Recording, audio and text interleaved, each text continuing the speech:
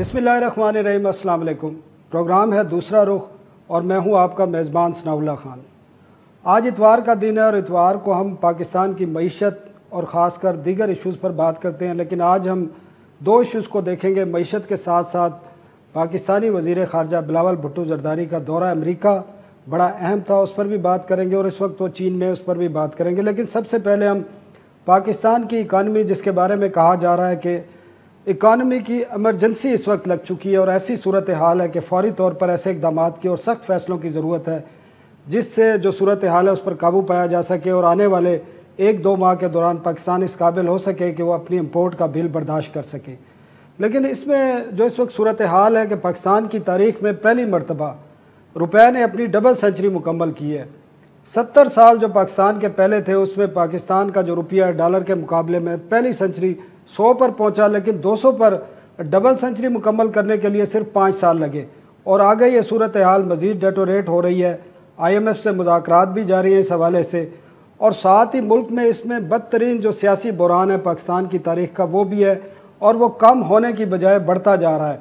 और जो हमें नज़र आ रहा है इस तमाम सूरत हाल में, तमाम जो स्टेक होल्डर हैं, चाहे उसमें PDM की सियासी जमातें हैं, इत्तेहाद है, चाहे वो तहरीक इंसाफ है, चाहे इस्टेब्लिशमेंट आप कह सकते हैं, वो है, कोई भी संजीदा नहीं है, सब के अपने इंटरेस्ट हैं और बहरान कम होने की बजाय बढ़ता जा रहा है और इससे यकीनन मुल्क की मईशत पर जो है दबाव भी बढ़ रहा है। साथ साथ गुज़श्ता हफ्ते हुकूमत ने जो कर्ज़ों के हवाले से स्टेट बैंक ने रिपोर्ट जारी की है, जो वो माहाना जारी करते हैं, वो भी बड़े खौफनाक फिगर हैं और पाकिस्तान पर जो कर्ज़ों का बोझ है 53,544 अरब रुपये तक पहुंच चुका है। और इसका अगर हमने जायज़ा लें, जो हमने थोड़ी सी रिसर्च की है, 1947 से लेकर 2008 तक पाकिस्तान पर जो कर्ज़ों का बोझ था वो 6,000 अरब था।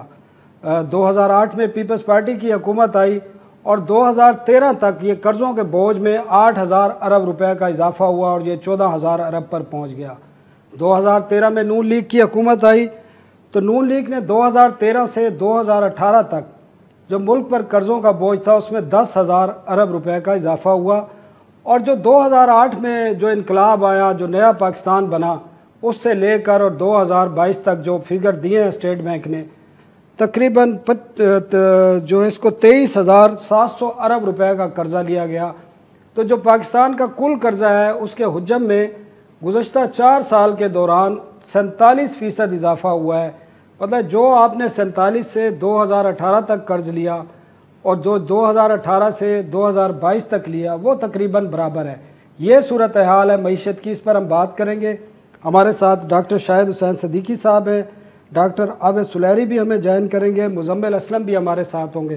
तो सबसे पहले हम डॉक्टर शाहिद हुसैन सदीकी के पास चलते हैं। डॉक्टर साहब, क्या देखते हैं, डबल सेंचुरी हो गई है रुपए की और इन्फ्लेशन पे उसका असर हो रहा है, हुकूमत सख्त फैसले करने के लिए तैयार नहीं है, पॉलिटिकल उन पर इतना प्रेशर है कि इस वक्त उनके लिए कोई रास्ता नज़र नहीं आ रहा, IMF से मुज़ाकरात भी जारी हैं, तो कहाँ देख रहे हैं ये सूरत हाल? देखिए, इस वक्त जो सूरत हाल है वो ये है कि अगर कोई ये बात करता है कि पाकिस्तान डिफ़ॉल्ट की तरफ जा रहा है तो वो गलत बात कर रहा है। डिफ़ॉल्ट का कोई ख़तरा नहीं है, मईशत अलबत्ता संगीन बहरान का शिकार है। मैं जहाँ तक समझता हूँ जून में हमें सऊदी उसका IMF से $1 अरब की किस्त मिल जाएगी, प्रोग्राम बहाल हो जाएगा। उसके साथ ही हम देखेंगे कि सऊदी अरब और UAE पाकिस्तान को कर्जा देंगे। उसके साथ ही हुकूमत पाकिस्तान इंटरनेशनल मार्केट में जाएगी, बॉन्ड्स इशू करेगी, उससे रुपये की कदर में इस्तेहकाम आ जाएगा, आर्जी तौर पर ही सही, और पाकिस्तान के जो स्टेट बैंक के रिजर्व्स हैं वो बेहतरी की तरफ चले जाएंगे। तो ये बहरान आर्जी तौर पर जो है वो हल हो जाएगा, क्योंकि पाकिस्तान अब से 22 मरतबा IMF के पास जा चुका है। 1993 से अब तक जो है वो 7 दफ़े जा चुका है। भारत जो है 1991 के बाद से IMF के पास नहीं गया। बांग्लादेश जो है वो 2011 के पास से नहीं गया। लेकिन हमारे यहाँ हर हुकूमत ये समझती है कि ये उसका फ़र्ज़ है, नंबर एक टैक्स एमनेस्टी दे और दूसरा IMF के पास जाए और वहाँ से कर्जे ले और इस तरीके से मईशत को डॉक्टर साहब होल्ड ऑन, आप बिल्कुल आप ऑप्टिमिस्टिक हैं और ऑप्टिमिस्टिक होना भी चाहिए, हमारा मुल्क है। लेकिन आज इमरान खान साहब धरने का ऐलान कर रहे हैं और उनके वज़ीरों ने कहा है कि ये खूनी धरना होगा, ये भी आपने बात सुनी। आप इत्तेहादी हुकूमत को भी देख रहे हैं कि वो सख्त फैसले करने से घबरा रहे हैं और उनका मैसेज भी बड़ा क्लियर है कि हमें जो है इख्तियार नहीं है, हमें इस पोजीशन में दे दिया गया है। आपको जब सियासी इस्तेकाम नज़र ही नहीं आ रहा और किसी भी वक्त कुछ हो सकता है, तो आप क्यों इतने ऑप्टोमिस्टिक हैं कि पाकिस्तान डिफ़ॉल्ट की तरफ नहीं जाएगा, IMF प्रोग्राम भी हो जाएगा, सऊदी अरब भी इमदाद कर देगा, UAE भी कर देगा, चाइना भी कर देगा, अमेरिका भी साथ खड़ा है, तो इतने ऑप्टोमिस्टिक हैं क्यों? सियासी सूरत हाल आपको नज़र नहीं आ रही? देखिए, 93 से अब तक 7 दफ़े कहा जा चुका है हर हुकूमत कि हम डिफ़ॉल्ट की तरफ जा रहे हैं। देखिए, समझने की बात यह है कि इस वक्त जो स्ट्रेटेजिक लोकेशन है, अफ़गानिस्तान के जो मामलात हैं, उसमें अमेरिका को और यूरोपियन यूनियन को पाकिस्तान की मुआवनत की ज़रूरत है और भारत को जो है हद से ज़्यादा पटरी से उतरने से रोकने के लिए भी पाकिस्तान की ज़रूरत है। तो वो चाहते हैं कि पाकिस्तान कमज़ोर रहे, पाकिस्तान की मईशत गैर मुस्तहकम रहे और बात का बोरा है, लेकिन वो पाकिस्तान को चाहते हैं कि ये चलता है। दूसरी तरफ चीन है, चीन के पास जो रिजर्व हैं वो 3000 अरब डॉलर हैं और CPEC वो कर रहा है। अगर खुदा न खास पाकिस्तान में कोई मुश्किलात आती है डिफ़ॉल्ट जैसी जो नहीं आएगी, तो अमेरिका, यूरोपियन यूनियन, दुनिया ये कहेगी कि पाकिस्तान ने डिफ़ॉल्ट किया CPEC की वजह से। तो चाइना का जो बेल्ट एंड रोड इनिशिएटिव है, पहले वो श्रीलंका में मुश्किलात का शिकार हुआ, मलेशिया में हुआ, वो अफोर्ड ही नहीं कर सकते चाइनीज़ कि पाकिस्तान खुदा न खास्ता उस पोजीशन में जाए कि दुनिया को ये कहने का मौका मिले कि ये CPEC की वजह से है। अगर CPEC नहीं होता तो ये नहीं होता। तो वो उस 3000 अरब डॉलर उसके पास हैं, उसके लिए कोई मुश्किल नहीं है कि 5 अरब डॉलर स्टेट बैंक में जमा कर दे शरह सूद के ऊपर। डॉक्टर साहब, मेरी बात आपने वो सुनी नहीं। मैं कह रहा था कि इस जो सियासी सूरत हाल है, जिसमें आप शाम तक कुछ नहीं कह सकते, अब से घंटे बाद कुछ नहीं कह सकते क्या सूरत हाल होगी। हम यहाँ इस्लामाबाद में बैठे हैं, बातें अजीब अजीब हो रही हैं।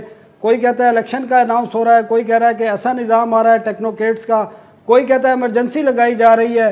तो सियासी सूरत हाल ही आप और हमारा आपके मुताबिक हमारी हर जो अगर स्टेबलाइजेशन हमारी आती है वो लिंक है चाइना से, IMF से, सऊदी अरब से, अमेरिका से, यूरोपीय यूनियन से। और जब हम खुद कब अपने पाँव पे खड़े होंगे, हम इस काबिल कब होंगे कि हम दूसरों की तरफ ना देख सकें? देखिए, पहले पार्ट का मैं जवाब दे दूं। हमारी जो एस्टेब्लिशमेंट है वो इस बात को यकीनी बनाना चाहती है कि 10 जून को बजट आ जाए, ठीक है। तो उससे पहले तो कोई सूरत हाल को बर्दाश्त ही नहीं करेंगे कि बजट आ जाए और बजट मंजूर हो जाए। बजट आ ही नहीं सकता IMF के प्रोग्राम में ना हो। उसके लिए ये जो अहदाफ रखने हैं, जो सब करने हैं, जो बैरूनी सरमाकारी और बैरूनी पैसे लाने हैं, तो एस्टेब्लिशमेंट ये चाहेगी कि ये बजट आ जाए, पाकिस्तान कतई डिफ़ॉल्ट ना करे, उनके ऊपर बहुत बड़ी जिम्मेदारी आ जाएगी। ये मसला पाकिस्तान की सलामती का है, हम समझ नहीं रहे हैं। सियासत अपनी जगह, उसको हम एक हफ्ता नहीं जाने देंगे। ये कोई छोटे मामूली बात नहीं है, एक जौहरी ताकत है, 22 करोड़ का मुल्क है, दुनिया की 5वीं बड़ी आबादी है। हम ये दुनिया भी अफोर्ड नहीं कर सकती, एस्टेब्लिशमेंट भी अफोर्ड नहीं कर सकती। हालात को काबू में इस हद तक जरूर मईशत मुस्तहकम हो जाएगी। मैं ये भी नहीं कह रहा कि हमारा रुपया मुस्तकिल बेहतर हो जाएगा। मैं सिर्फ ये कह रहा हूँ कि हमें हालात को काबू में। डॉक्टर साहब, हमें मुजम्मिल असलम साहब और डॉक्टर आबिद सुलेरी साहब ने भी ज्वाइन किया है, तो मुजम्मिल साहब से मैं बात करना चाह रहा हूँ। मुजम्मिल साहब, पाकिस्तान की हिस्ट्री में अगर देखें तो पहली दफ़ा रुपए की सेंचुरी मुकम्मल हुई है। सियासी जो बहरान है वो डीपन हो रहा है, कम होने का नाम नहीं ले रहा। तमाम जो स्टेक होल्डर हैं, चाहे उसमें PDM की जमातें हैं, चाहे तहरीक इंसाफ है, चाहे इस्टेब्लिशमेंट है, वो हमें नज़र आ रहा है, मुझे तो नज़र आ रहा है कि कम अज़ कम उनके अपने इंटरेस्ट हैं। पाकिस्तान का इंटरेस्ट इस वक्त कोई नज़र नहीं आ रहा। कोई सियासी जो बहरान है उसका हल नज़र नहीं आ रहा। और इकानमी की ये हाल है कि इमरजेंसी लगाने की बातें हो रही हैं, रुपया गिरता जा रहा है। कर्ज़ों के हवाले से स्टेट बैंक ने जो फिगर दी हैं, 53,544 अरब रुपये कर्ज़ों का बोझ बढ़ गया है। और आपकी हुकूमत ने इतना कर्जा लिया है कि अगर हम 2018 तक देखें तो 24-25 हज़ार था और आज 53,000 तक पहुंच चुका है। तो तकरीबन को 25,000 अरब या 23,700 अरब तकरीबन इतना बनता है, वो तो आपके 4 साल की हुकूमत ने लिया है। तो इस वक्त सूरत हाल है क्या, होना क्या चाहिए? इस टाइम जो खान साहब जा रहे हैं एक धरना देने और आप वजीर आपके कहते हैं कि ये खूनी धरना होगा, तो इस सूरत हाल में आपकी इकानमी का क्या होगा? देखिए पनौल्ला साहब, हमने ना अभी तक जब से 6 हफ्ते में हमने कोई मईशत पे पॉलिटिक्स नहीं की।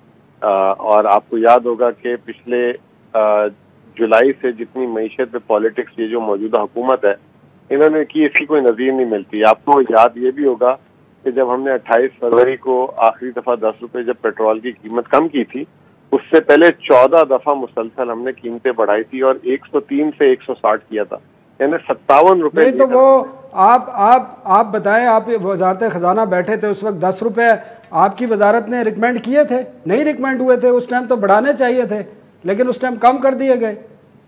देखें, बात यह है कि जब मैं वजारत में गया तो मुझे एक देखने का मौका मिला, ये मैं आप लोगों से भी शेयर करता हूँ चीज, कि ओगरा की समरी जब वजीर आजम हाउस जाती थी तो ओगरा की अपनी जगह जाती थी, फाइनेंस मिनिस्ट्री की अपनी जगह जाती थी, और उसके बाद आखिरी हतमी फैसला जो है वो वजीर आजम साहब करते थे।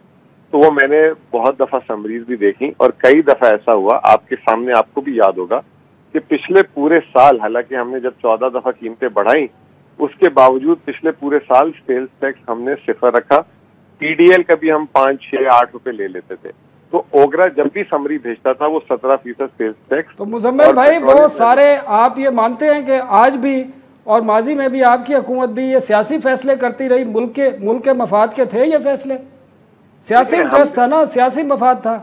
नहीं, 14 दफा बढ़ाई, उसने सियासी मफाद साइड पे रख के किया ना। 14 दफा जब बढ़ाई, 57 रुपए, मैं आपको बता रहा हूँ सनाउल्लाह भाई, 57 रुपए जुलाई से लेके जनवरी तक पेट्रोल की कीमत शायद पाकिस्तान की तारीख में किसी ने ना बढ़ाई हो। हमें जितना मीडिया ने और जो सियासी जमातों ने तंग किया, पेट्रोल बम नाअहल, हालांकि उसमें हम सेल्स टैक्स नहीं ले रहे थे। सबसे अच्छी बात क्या है, आप ये देखें, मुझे एक बात का जवाब दें कि सेल्स टैक्स, जिसका जो है टैक्स रेवेन्यू में सबसे बड़ा हिस्सा होता है, उसके बावजूद हमने टैक्स का हदफ पूरा कर लिया। इस साल हमारा 1400 अरब टैक्स पिछले साल से ज्यादा होगा, और अब जो हमारी मौजूदा हुकूमत है IMF से लड़ रही है जाके कि जी 6100 इस साल हो जाएगा, अगले साल हम 7000 अरब नहीं कर सकते, यानी 800 अरब भी ऊपर टैक्स नहीं कर सकते, और हमने 1400 अरब बगैर सेल्स टैक्स से करके दिखाया। मुजम्मिल भाई जरा होल्ड करना, क्योंकि हमने वक्फा भी लेना है। मैं जरा आबिद सुलैरी साहब से पूछ लूँ इस हवाले से। डॉक्टर साहब बहुत शुक्रिया। डॉक्टर साहब, आप देख रहे हैं जो पाकिस्तान की इकानमी की सूरत हाल हो रही है, और मैं तो उसको लिंक करता हूँ पाकिस्तान की सियासत से, और मेरा मौक़िफ़ तो ये है कि कोई भी जो इस वक्त स्टेक होल्डर हैं, चाहे वो PTM की जमातें हैं, चाहे तहरीक-ए-इंसाफ है, चाहे आपकी इस्टेब्लिशमेंट है, उनके अपने इंटरेस्ट नज़र आ रहे हैं। मुल्क की इंटरेस्ट जो है मईशत के हवाले से, सियासी इस्तेकाम के हवाले से कहीं नज़र नहीं आ रहा। कौन जिम्मेदार है और किधर देख रहे हैं? डबल सेंचुरी हो गई है रुपए की और मज़ीद इन्फ्लेशन बढ़ेगा। जी सनाउल्लाह भाई, मेरा ख्याल है हम सब इसके जिम्मेदार हैं, और इसमें मैं अपने आप को और आप मीडिया को भी शामिल करता हूँ। ये मुल्क जो है इतनी ज़्यादा इसमें पोलिटिकल पोलराइजेशन होती हुई नज़र आ रही है, वो सियासी अदम इस्तेहकाम इतना बढ़ गया है जिसका कि डायरेक्ट इम्पैक्ट जो है वो हमारी इकॉनमी पे पड़ रहा है, और खुदा न खास्ता इस तरह की सिचुएशन बनती नज़र आ रही है कि या आप सियासत बचा लें या आप मुईशत बचा लें। ये दोनों चीज़ों को इकट्ठा रखना बहुत ज़रूरी है, और ये समझना होगा हमारे तमाम स्टेक होल्डर्स को कि ये मुल्क है तो सियासत है, हुकूमत है, ये अवाम है, तो बाकी सब चीज़ें हैं। इस वक्त वाक़तन कुछ तल्ख फैसले जो है वो लेने का वक्त है, और हुकूमत को चाहिए कि वो फैसले करे, और अगर वो नहीं कर पा रही है, अगर वो छोड़ के चली जाती है, तो अगेन ये मसले का हल नहीं होगा, क्योंकि केयर टेकर आ जाएगी। केयर टेकर के आने से IMF या दोस्त ममालिक जो है वो फिर वेट करेंगे कि अगले इलेक्शन कब हो और कब नई हुकूमत के साथ वो इंगेज करें। इस वक्त एक सर जोड़ के बैठने की ज़रूरत है, स्पेशली जो 3 बड़ी सियासी जमातें हैं। इलेक्शन के बाद जो भी वफाकी हुकूमत बनेगी, इन तीनों में से कोई एक उसको लीड कर रहा होगा, खा वो PTI की हो, वो PMLN की हो, वो पीपल्स पार्टी की हो, लेकिन यही 3 होंगी जो कि अगले होपफुली 5 साल पाकिस्तान को लीड कर रही होंगी, अगर किसी वज़ीर आज़म ने अपने 5 साल पूरे करने का मौका मिल गया उसको। तो लिहाजा इस वक्त हमें मुईशत पे सियासत नहीं करनी चाहिए, मुईशत पे एक कंसेंसस बिल्ड कर लें। बाकी 100 चीज़ें हैं जिस पे के सियासत करते रहे, और बाकी 100 चीज़ें हैं जिस पे सियासी इख्तिलाफ़ात रखें। ठीक है तो डॉक्टर साहब, बिल्कुल आप सही कह रहे हैं, मईशत पर सियासत नहीं होनी चाहिए। एक हम क्विक ब्रेक लेते हैं, और ब्रेक डॉक्टर शाहिद हुसैन सिद्दीकी साहब से भी हम पूछेंगे कि इस वक्त हल क्या है, फौरी हल क्या है, इस वक्त जो स्टेक होल्डर हैं उनको करना क्या चाहिए। जिस तरह डॉक्टर आबिद सुलैरी ने कहा कि बिल बैठकर मईशत पर सियासत नहीं होनी चाहिए, मईशत बिल्कुल अलग होनी चाहिए, सियासत अलग होनी चाहिए। एक वक्फा लेते हैं, वक्फे के बाद बात करेंगे इस पर। Welcome back. हम बात कर रहे थे पाकिस्तानी मईशत पर जो इस वक्त बहरान का शिकार है, लेकिन इस दौरान इमरान खान ने तहरीक इंसाफ के चेयरमैन ने लॉन्ग मार्च की डेट का ऐलान किया है। 25 मई का दिन ऐलान किया है। पेशावर में उनका इस वक्त इजलास जारी था जिसमें यह ऐलान किया गया है। लेकिन हम अपनी इकानमी के इशू पर बात करेंगे और डॉक्टर शाहिद हुसैन सिद्दीकी साहब हमारे साथ हैं। डॉक्टर साहब, आपने आबिद सुलैरी साहब की भी बात सुनी कि इकानमी पे इस वक्त तमाम सियासी जमातों को और बाकी जो स्टेक होल्डर हैं उनको मिलकर बैठने की ज़रूरत है, वरना सूरत हाल मज़ीद संगीन हो सकती है। तो किस तरह इन सियासी जमातों को कौन इकट्ठा बिठा सकता है जो तमाम पॉलिटिकल फोर्सेस हैं वो बैठ जाएं और एक जिस तरह माजी में कहा जाता था मिसाक इकानमी, मिसाक मईशत करें ताकि इकानमी पे कम अज़ कम सियासत ना हो? देखिए, इस वक्त जो टाइम है वो अमल का है, मुज़ाकरात का नहीं है। और मैं आपको हल पेश करना चाहता हूँ इस वक्त क्या करना चाहिए। देखिए, 2019 में जो इमरान खान साहब एक टैक्स एमनेस्टी लेकर आए थे, उसमें एक कानून बन गया था कि जो लोग इस टैक्स एमनेस्टी से फ़ायदा नहीं उठाएंगे उनके असासे ज़ब्त कर लिए जाएंगे।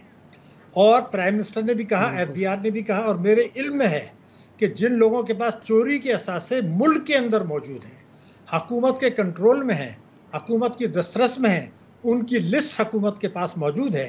अगर उनसे वसूल नहीं करते तो आप कानून तोड़ने के मुजरिम मुर्तकिब हो रहे हैं। मौजूदा हुकूमत के लिए कह रहा हूँ। जब उन्होंने चोरी का पैसा उनके पास है, मिसाल दे दूं कि एक आदमी ने 1 करोड़ रुपया कौमी बचत स्कीम में जमा कराया, उसने उसको इनकम टैक्स में डिक्लेयर नहीं किया, वो चोरी के पैसे का है, रिश्वत के पैसे का है, उसने एमनेस्टी से भी फ़ायदा नहीं उठाया। तो जब कानून मौजूद है तो आपको किसने इजाज़त दी कि आप उसको ये ख़त ना लिखें कि भाई ये आपका 1 करोड़ रुपया पड़ा है, आपने एमनेस्टी से फ़ायदा नहीं उठाया, चोरी के पैसे का है, आप इस पर इनकम टैक्स मुल्की कानून के तहत बनता है वो दे दें। और अगर डॉक्टर साहब अभी हुकूमत को डॉक्टर साहब 5 हफ्ते हुए हैं, अभी तो वो जो काम करने हैं वो करने के लिए तैयार नहीं है, तो ये कहाँ से करेंगे? सिर्फ यही, बाकी काम ना करें। मेरी पूरी बात आप सुन लेंगे तो पता चल जाएगा। आप कुछ भी मत करें, इससे आप जब उससे ये टैक्स लेंगे तो जो लिस्ट हुकूमत के पास है 900 अरब रुपया आपको मिल जाता है शॉर्ट टाइम में। तो फिर आपको पेट्रोल के नर्ख अगर आप बढ़ाते भी हैं तो आप उसको नहीं, मेरी गुजारिश पूरा जुमला सुन लें, तो आप फिर पेट्रोल के नर्ख फौरन कम कर देंगे। बल्कि IMF को आप कहें कि आप हमें मजबूर ना करें पेट्रोल के नर्ख, ये स्कीम है हमारी, हम 2 महीने में ये आपको वसूली करके दिखाते हैं। उससे ये होगा कि आवाम को भी हो जाएगा, प्रोग्राम भी बहाल हो जाएगा और ये फैसला हो जाएगा कि कानून की हुक्मरानी है। ठीक है डॉक्टर साहब आपका पॉइंट आ गया। डॉक्टर साहब बहुत शुक्रिया हमें टाइम देने का। मुझे आप अब इमरान खान ने अनाउंस कर दिया है लॉन्ग मार्च अपना वो इस्लामाबाद की तरफ, जो उनका दावा है कि 25 लाख लोग लेके आ रहे हैं, तो ये तो एक और जो इस वक्त पहले ही बड़ा डिपेंड किस्म का एक पॉलिटिकल टर्माइल है, ये मज़ीद बढ़ जाएगा। और इकानमी आपको लग रहा है कि इस ऐलान के बाद आपका रुपया मज़ीद गिरेगा और बाकी भी जो इकानमी के इश्यूज़ हैं वो भी ख़राब होंगे? देखिए, जाहिर सी बात है कि जब ये बात सड़कों पे आ जाएगी और अगर उसमें कोई बदमज़गी होती है, हुकूमत अगर उसको जो है पीसफुल नहीं रहने देती और कुछ ऐसी चीज़ हो जाती है, तो लाजमी सी बात है मईशत में मज़ीद अनसर्टनिटी बढ़ जाएगी। लेकिन सनौला भाई, मैं आपको एक बात बताऊं कि अब वो ये लॉन्ग मार्च हो या ना हो, उससे ज़्यादा जो है इस वक्त अनसर्टनिटी आ चुकी हुई है। और कराची में ये जो बड़े स्टोर्स होते हैं जैसे इम्तियाज है, नाहीद है, इन्होंने बड़े बड़े बोर्ड लगा दिए हैं लिखकर कि फी बंदा एक चीज से ज्यादा नहीं खरीद सकता कोई भी। और क्या वजह है? ये जो इम्पोर्ट की पाबंदी लगाई उससे मकामी चीजें भी काफी जो है डिस्टर्ब होंगी, क्योंकि रॉ मटेरियल इंग्रेडिएंट्स बहुत सारे आते हैं। डिमांड भी बढ़ेगी ना, डिमांड भी लोकल, डिमांड भी, पैनिक भी, ठीक है ना। और फिर वो इन्होंने $6 अरब का गलत फिगर दिया, वो एक्चुअल जो है $100 मिलियन महीने का बनता है और 850 आइटम उसमें डाल दिए। तो ये जो सिग्नल्स दे रही है ना गवर्नमेंट, ये खुद गलत सिग्नल दे रही है, पैनिक क्रिएट कर रही है। और अब जो है एक महंगाई का बहुत बड़ा तूफान वैसे ही आना है।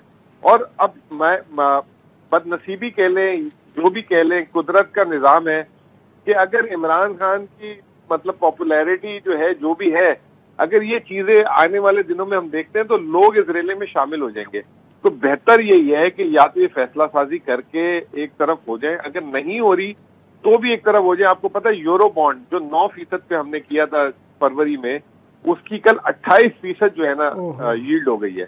28%, मतलब तो मजीद ठीक है। मुजम्मिल भाई बहुत शुक्रिया हमें टाइम देने का। डॉक्टर आबिद साहब, आपने सुना अब ये तहरीक इंसाफ का तो बड़ा वाज़ेह मौक़िफ़ आया है कि अब वो धरना दे रहे हैं और 25 का ऐलान कर दिया। और मुजम्मिल भाई कह रहे थे कि इससे यकीनन आपका जो इकनॉमिक क्राइसिस है वो मज़ीद डीपन होगा, मज़ीद क्राइसिस बढ़ेंगे। और उनका डिमांड भी ये थी कि हुकूमत जो है अगर नहीं कर सकती तो छोड़ दे और आम इंतखाबात की तरफ जाए। आप क्या समझते हैं, इसका हल क्या है? सवाल भाई देखिए, चीज़ें मेरा ख्याल है उस नहज पे जा रही है। यहाँ पे कोई आसान हल देना जो है वो बहुत मुश्किल होगा। देखिए, अगर धरना आता है तो इसका मतलब आदम इस्तेहकाम मज़ीद बढ़ता है। अगर केयर टेकर सेटअप आता है तो देखना होगा कि IMF को कितनी एश्योरेंस दिलवाई जा सकती है कि IMF का प्रोग्राम बहाल होगा और उस प्रोग्राम की बहाली के नतीजे में वो जो केयर टेकर है उसके साथ बातचीत करती रहेगी और इलेक्शन के बाद आने वाली हुकूमत जो है वो भी उन शराइत पर काबू पाएगी। तो मुझे लग रहा है कि बदकिस्मती से सियासी अदम इस्तेहकाम जो है वो अभी हमारे जो मुआशी अदम इस्तेहकाम है उसको थोड़ा सा मज़ीद बढ़ाएगा, चूँकि धरने का ज़ाहिर एक मुंतकी नतीजा ये निकलेगा कि हुकूमत जो है वो जो इस वक्त जो कड़वी गोलियाँ निकलनी है वो नहीं निकल सकेगी, वो पॉपुलिस्ट पॉलिसीज़ जो हैं उनको रोल बैक नहीं कर सकेगी। अगर वो रोल बैक करेगी तो तब मरती है, अगर वो नहीं करती तो ज़ाहिर है कि IMF और जो दोस्त ममालिक है चाइना और सऊदीया वो अपने डिपॉजिट्स नहीं रखेंगे। तो थोड़ा सा एक मुश्किल पैच देख रहा हूँ मैं पाकिस्तान की सियासत में भी और पाकिस्तान की मईशत में भी। अल्लाह करे कि ठीक है, मुश्किल कुछ ज़्यादा ही मुश्किल नज़र आ रही है हमें तो जी। और जो मुख्तलिफ ताकतें हैं वो हमारे इन तमाम सियासतदानों को एक जगह बिठा के थोड़ा सा मईशत पे इसके बारे में बात कर सकें। तो नहीं, मुझे डॉक्टर साहब बहुत शुक्रिया हमें टाइम देने का। जो मुझे नज़र आ रहा है ये ताकतें इकट्ठी नहीं होंगी, फिर ये जो जिन ताकतों का आप जिक्र कर रहे हो ये इन्होंने ही फैसला करना होगा। और जिस तरह माजी में होता रहा है, जिस तरह अब इस वक्त बातचीत जा रही है, तो उसके नतीजे में लगता ये है कि मुल्क की सूरत हाल दूसरी तरफ जा रही है। एक वक्फा लेते हैं और वक्फे के बाद हम पाकिस्तानी वज़ीर ख़ारजा बिलावल भुट्टो ज़रदारी का दौरा अमेरिका बड़ा अहम था और वहाँ हम वाशिंगटन भी जाएंगे जहाँ हम अनवर इकबाल से इस हवाले से बात करेंगे। लेकिन एक वक्फा लेते हैं, वक्फे के बाद हम वाशिंगटन जाएंगे। Welcome back. वक्फे के बाद हम बात करेंगे पाकिस्तानी वज़ीर ख़ारजा बिलावल भुट्टो ज़रदारी का दौरा अमेरिका के साथ पाकिस्तान के जो ताल्लुकात हैं गुज़श्ता चंद सालों के दौरान सर्द महरी का शिकार रहे हैं, लेकिन इस दौरे को बड़ी अहमियत है।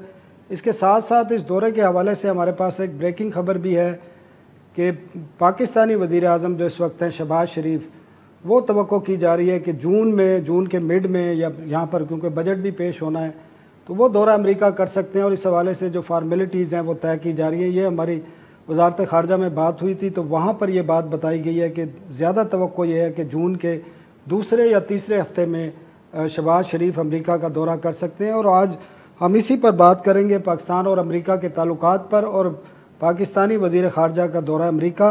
और न्यू वाशिंगटन से हमारे साथ सहाफ़ी हैं असद हसन साहब हमारे साथ मौजूद हैं, जिन्होंने पाकिस्तानी वज़ीर ख़ारजा का वहाँ इंटरव्यू भी किया था। असद बहुत शुक्रिया। असद, कैसे देख रही है अमरीकी इंतज़ामिया इस दौरे को और उनके जो बातचीत हुई है पाकिस्तान और अमेरिका के दरमियान, जो एक खलीज पैदा हो गई थी गुज़श्ता हुकूमत के दौरान और आज भी इमरान खान जब प्रेस कॉन्फ्रेंस कर रहे थे तो उन्होंने आज फिर कहा कि अमेरिका को मालूम था इस सारी साजिश का, वो उसमें शरीक था। आज भी इमरान खान उसी बात पे खड़े हैं। लेकिन इस तमाम चीज़ों को छोड़कर जो बिलावल भुट्टो ज़रदारी का दौरा है उसको किस तरह देखा जा रहा है अमेरिका में, और ख़ासकर स्टेट डिपार्टमेंट और अमेरिकी इंतज़ामिया किस तरह देख रही है? बहुत शुक्रिया आपका, आपने मुझे अपने प्रोग्राम में लिया। अमेरिका ने बहुत वार्मली वेलकम किया है और इटसेल्फ जो गुफ्तगू हुई दोनों वज़राए ख़ारजा के दरमियान 6 मई को, उसी की ये एक्सटेंशन थी। उस गुफ्तगू में जो मौज़ूआत ज़ेर बहस थे उसी पे तफ़सीलन बात की गई यहाँ पे भी। और एंटनी ब्लिंकन, उनकी तरफ से ये बराह रास्त दावत थी और यहाँ पे उनकी रिसेप्शन भी बहुत अच्छी रही। यहाँ पे उनके साथ 2 तरफ़ा मुलाकातें हुई और इसके अलावा कांग्रेसमैन वो भी आके उनको यूनाइटेड नेशन सिक्योरिटी काउंसिल की मौके पे जो साइडलाइन मीटिंग्स थी उसमें उनके साथ उनकी मुलाकात रही। यहाँ जो थिंक टैंक्स के लोग हैं, जो फॉर्मर डिप्लोमेट्स हैं, वो इसको बहुत खुश आइंद करार दे रहे हैं, क्योंकि अमेरिका में और पाकिस्तान के दरमियान ताल्लुकात में अप्स एंड डाउन्स तो रहते हैं और लेकिन इस वक्त ख़ास तौर पे जिस मौक़िफ़ का इजहार इमरान खान कर रही हैं उसके बाद एक दबाव है इन ताल्लुकात के ऊपर। वाशिंगटन अगरचे बार बार इसकी तरदीद करता है कि अमेरिका का कोई लेना देना नहीं है पाकिस्तान की इंटरनल पॉलिटिक्स के साथ, लेकिन इसके बावजूद उस जो प्रेशर या वो जो दबाव है उसकी छाप यहाँ पे भी नज़र आती है। बिलावल भुट्टो जरदारी, इस रेफरेंस में मैं ये कहना चाहूँगा कि जब उनसे फिर रूस के बारे में सवालात किए गए तो वो बिल्कुल अपॉलोजेटिक नहीं थे। एक तो इमरान खान की उस हिकमत अमली का उन्होंने दिफा भी, और उसके साथ साथ ये कि एक रशियन जो रिपोर्ट नहीं हुआ है, जब मेरा इंटरव्यू ख़त्म हुआ तो मेरे पीछे एक रशियन जर्नलिस्ट खड़े थे, उन्होंने पूछा कि मिस्टर फॉरेन मिनिस्टर रूस कब जाएंगे, तो उस पर उन्होंने कहा कि मैं इससे पहले कभी मॉस्को या रूस नहीं गया हूँ, लेकिन मैं मुंतज़िर हूँ कि जब मुझे वहाँ से दावत मिलेगी तो मैं ज़रूर जाना चाहूँगा। So he was very loud and clear, और वो ये मैसेज देना चाहते थे कि पाकिस्तान की जो खारजा पॉलिसी है उसमें वो तमाम मुल्कों के साथ बेहतर दोस्ताना ताल्लुकात चाहते हैं और किसी एक के साथ भी दुश्मनी नहीं। इसी तरह वो आप जिस प्रेशर की बात कर रहे थे कि अभी तक वो प्रेशर है, तो इस दौरे से वो प्रेशर ईज होने में कुछ मदद मिली है? जो एक कशीदगी सी थी, ताल्लुकात में खिंचाव था, वो ख़त्म होगा अब? नहीं, देखिए कशीदगी या खिंचाव तो इन अ वे अगर हम देखें बिलफर्ज तो जो बिलावल भुट्टो जरदारी है उनकी इंगेजमेंट से, उससे तो हम कह सकते हैं कि वो कशीदगी या खिंचाव वक्त के साथ कम या ज़्यादा होते रहते हैं। लेकिन एक बात जो थिंक टैंक्स के लोग, जो एक्सपर्ट्स यहाँ पे हमें कहते हैं जब उनसे बात करते हैं, कि ये चीज़ ना सिर्फ अमेरिका बल्कि बाकी दुनिया के ममालिक के पेश नज़र भी है कि इस वक्त जो पाकिस्तान के अंदर गवर्नमेंट मौजूद है, इत्तेहादी हुकूमत है, उसका अपना फ्यूचर या मुस्तकबिल कितना है। तो लिहाजा कोई बड़ी बड़ी इंगेजमेंट्स भले सऊदी अरेबिया से होनी हो या इसी तरह अमेरिका से होनी हो, तो उनको ये देखना और सोचना पड़ता है। अगर सोचता है कि असद आज हमारे साथ ही रहिए, नजमुद्दीन शेख साहब भी हमारे साथ हैं, साबिक सफारतकार हैं। शेख साहब बहुत शुक्रिया। शेख साहब, आपने देखा होगा कि पाकिस्तानी वज़ीर ख़ारजा ने अमेरिका का मुकम्मल किया, इस वक्त वो चीन गए हुए हैं, तो आप कैसे देखते हैं इस दौरे को? ख़ासकर बिल्कुल पहली दफ़ा वो वज़ीर बने हैं, एक पार्टी के चेयरमैन हैं, और उनका जो एक रिएक्शन आया है अमेरिका के साथ ताल्लुकात के हवाले से या उनके दौरे के हवाले से, वो बड़ा पॉजिटिव नज़र आ रहा है। लेकिन आप कैसे देखते हैं, इससे अमेरिका और पाकिस्तान के दरमियान ताल्लुकात पर क्या असरात मुरतब होंगे? देखिए, मैं समझता हूँ कि बिलावल साहब ने जिस मैच्योरिटी के साथ सवालों को हैंडल किया वो खिराज तहसीन के लायक हैं, क्योंकि उन्होंने ये वाज़ेह कर दिया कि हम ट्रेड नॉट एड, लेकिन ट्रेड नॉट एड से मुराद ये थी कि वो कैपिटल इन्वेस्टमेंट भी चाहते हैं, और इसमें कुछ पेशरफ्त हुई है क्योंकि अमेरिकन ने कुछ पैसे रिजर्व किए हैं इसके लिए कि जो सरमायाकारी अमेरिकन एंटरप्रेन्योर्स करना चाहें उसमें उनकी इमदाद के लिए उन्होंने कुछ पैसे रखे हैं, कुछ रिसर्च के लिए पैसे रखे हैं। तो उम्मीद है कि उस तरफ आगे बढ़े। लेकिन जहाँ तक बिलावल साहब के हैंडलिंग का सवाल है, मैं समझता हूँ उन्होंने बहुत सही किया कि उन्होंने कहा कि मैं इमरान खान की रूस की विजिट को क्रिटिसाइज नहीं करूँगा, मैं उसकी हिमायत करूँगा, क्योंकि हम चाहते हैं कि, और पाकिस्तान चाहता है कि उसके सब ममालिक के साथ रिश्ते अच्छे हों, और रूस एक मेजर पावर है और हमारे पड़ोसी मुल्क है, और जिन इलाकों में हम कनेक्टिविटी चाह रहे हैं उन इलाकों में उनका खासा असर है। अगर हम अपनी कनेक्टिविटी बढ़ाएंगे तो वो सेंट्रल एशिया की तरफ बढ़ेगी, और सेंट्रल एशिया में रूसी न सिर्फ बोली जाती है लेकिन रूसी इन्फ्लुएंस है। अब अमेरिकी जो कोशिश करेंगे उसके बावजूद वहाँ पे रूस का असर रहेगा। चीन के साथ, रूस के साथ और पाकिस्तान के साथ अगर हम ये इसको मिलके करने की कोशिश करेंगे या हमारी हिमायत करने को तैयार होंगे रूस और चीन, तो वहाँ पे पेशरफ्त हो सकती है। तो कुछ ठीक है शेख साहब, हम क्विक एक ब्रेक लेते हैं, ब्रेक के बाद दोबारा आपकी तरह इस पर मजीद बात करेंगे। नाजरीन, एक ब्रेक लेते हैं, ब्रेक के बाद बिलावल भुट्टो के दौरा अमेरिका और चीन पर हम दोबारा बात करेंगे। Welcome back. हम बात कर रहे थे बिलावल भुट्टो जरदारी के दौरा अमेरिका, और वो चीन भी पहुँचे हैं और उस पर बड़े अच्छे कमेंट्स दिए हैं दोनों हमारे साबिक सफारतकार नजमुद्दीन शेख साहब ने और असद हसन साहब हैं जो वाशिंगटन में सहाफ़ी हैं।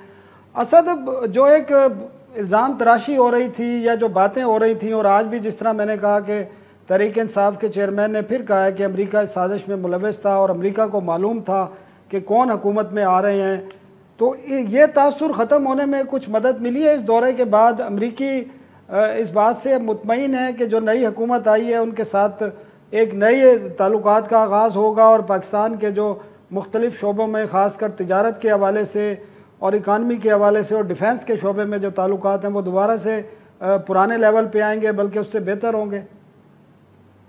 देखिए, ये उम्मीद रखी जा सकती है। और जहाँ तक माजरत चाहता हूँ, आपने ये मुझसे सवाल किया था या असद से किया? नहीं, असद से सर, आपकी तरफ आ रहे हैं इंशाल्लाह फिर। अच्छा, देखिए मेरा ख्याल इसमें ये है, अमेरिका जो है वो इस वक्त इत्तेहादी हुकूमत हो या आगे चल के दोबारा इत्तेहादियों की हुकूमत आ जाए या इमरान खान की हुकूमत आ जाए, सो अमेरिका उस नहज में नहीं खड़ा है कि जहाँ पे वो पाकिस्तान के साथ ताल्लुकात ख़त्म करना चाहता हो या पाकिस्तान के साथ ताल्लुकात को वो कमज़ोर ही रखना चाहता हो। इल्हान उमर, आपको पता है कि एक बड़ी इन्फ्लुएंशियल कांग्रेस वूमन है, मेरी उनके साथ जब बात हुई तो उन्होंने कहा कि उस खित्ते के अंदर इवन पॉलिटिकल इंस्टेबिलिटी जब हो, अफगानिस्तान में, पाकिस्तान में या श्रीलंका के अंदर, तो उसको हम अपने लिए नेशनल सिक्योरिटी थ्रेट समझते हैं। सो अमेरिका हर सूरत इंगेज करता है। अमेरिका के अगरचे बराह रास्त अफगानिस्तान के अंदर मामलात या मफादात उतने नहीं रहे होंगे, लेकिन उस रीजन के अंदर उसके मफादात मौजूद हैं और वो पाकिस्तान को एक स्टेबल मुल्क के तौर पे देखने की ख्वाहिश रखता है। इससे हट के कि रिजीम कोई भी, और ये बात आप इमरान खान से भी सुनते हैं, वो भी ये नहीं कहते कि वो अमेरिका से कोई ताल्लुकात ख़त्म करना चाहते हैं। वो कहते हैं मदाखलत ना हो, दोस्ती तो हम उनसे भी चाहते हैं, इंगेजमेंट उनसे चाहते हैं, और ये जो तिजारत, ट्रेड नॉट एड, ये स्लोगन भी वहाँ से आया था और इसके ऊपर वो भी आज मौजूद है। बाकी जो पॉलिटिकल रेटरिक्स हैं वो अतराफ से आते हैं, वो पाकिस्तान की अपने इंटरनल सियासी जो हालात हैं उसके पेश नज़र हर तरफ की क़यादत उसके ऊपर बात करती रहती है, लेकिन वाशिंगटन की जो स्टेटेड पॉलिसी है उसके मुताबिक पाकिस्तान उसके लिए आज भी अहम है। और पाकिस्तान के लिए भी, यहाँ पे रॉबिन राफेल से बात की है वॉइस ऑफ अमेरिका ने, तो वो भी ये कहती हैं कि देखिए उस खित्ते के अंदर पाकिस्तान और भारत दोनों के एक दूसरे के साथ ताल्लुकात अच्छे नहीं हैं, और उसमें जब इंतहाई लेवल पे बात पहुंचती है तो वाशिंगटन की तरफ देखा जाता है कि वो इंटरफेयर करे, इंटरवीन करे। सो पाकिस्तान के मफाद क्या है, जैसे बिलावल साहब ने कहा या जैसे इमरान खान ने से पहले कहते हैं कि ट्रेड नॉट एड, आज भी यूरोप के बाद अमेरिका सबसे बड़ी मंडी है पाकिस्तान के लिए, वो मजीद एक्सेस चाहते हैं। वो कहते हैं कि 30% भी अभी तक दोनों मुल्कों के दरमियान ताल्लुकात में या ट्रेड एंड कमर्शियल रिलेशनशिप में जो पोटेंशियल है उसका एक्सप्लोर नहीं किया गया। इवेंट के गिर्द जो है वो ताल्लुकात घूमते रहे हैं, इसको उससे निकाल के अगली सतह पे और अगली जहत पे ले जाने की जरूरत है। तो इस बारे में बड़ी क्लैरिटी है। वाशिंगटन और इस्लामाबाद के ये ताल्लुकात मजबूत होने चाहिए। ठीक है असद, बहुत शुक्रिया। नजमुद्दीन शेख साहब, आपने जो इत्तेहादी हुकूमत है वो कहती है कि इमरान खान की हुकूमत ने पूरी दुनिया के साथ, अमेरिका है या मिडल ईस्ट के ममालिक हैं या यूरोपियन कंट्रीज़ हैं, उनके साथ पाकिस्तान के ताल्लुकात को ख़राब किया और दोबारा से उसको मेंटेन करने की ज़रूरत है। इसके साथ बिलावल भुट्टो ने अमेरिका में जो बातें की उसमें सबसे अहम जो मैं समझता हूँ वो ये थी कि जहाँ पर उन्हें अफ़गानिस्तान की जो मौजूदा हुकूमत है उसको तस्लीम करने का मुतालबा दोहराया और अमेरिका से और बाकी दुनिया से भी कहा कि अब वक्त आ गया है कि तालिबान की हुकूमत को तस्लीम किया जाए और अफ़गानों के जो मसाइल हैं वो अब हल होने चाहिए। तो इन चीज़ों को क्या देखते हैं, उनकी इन बातों का असर लेगी अमेरिका और दुनिया?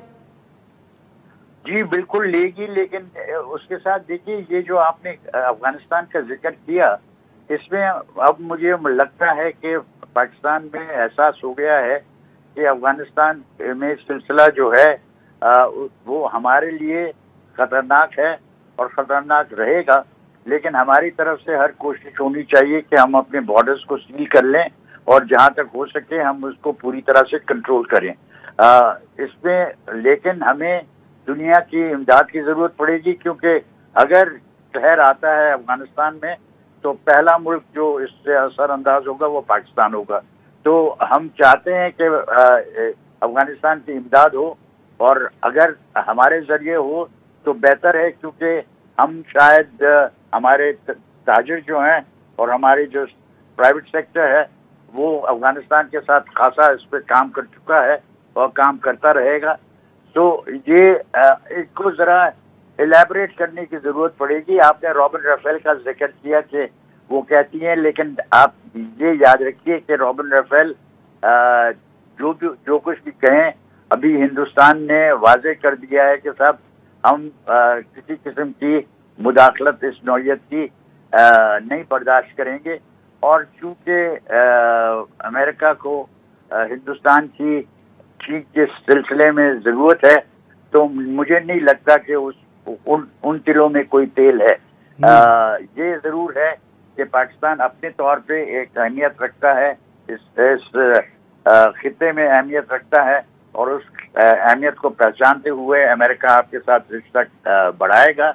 लेकिन जहाँ पे सरे फहरिस्त सार्क में और या साउथ एशिया में उनका रिश्ता हिंदुस्तान के साथ ही रहेगा। ठीक और है, ये एक हकीकत है जो हमें पहचाननी चाहिए। ठीक है नजमुद्दीन शेख साहब, बहुत शुक्रिया हमें टाइम देने का। असद हसन साहब, आपका भी बहुत शुक्रिया। आइंदा हफ्ते तक के लिए हमें इजाज़त दीजिए। अल्लाह हाफ़िज़।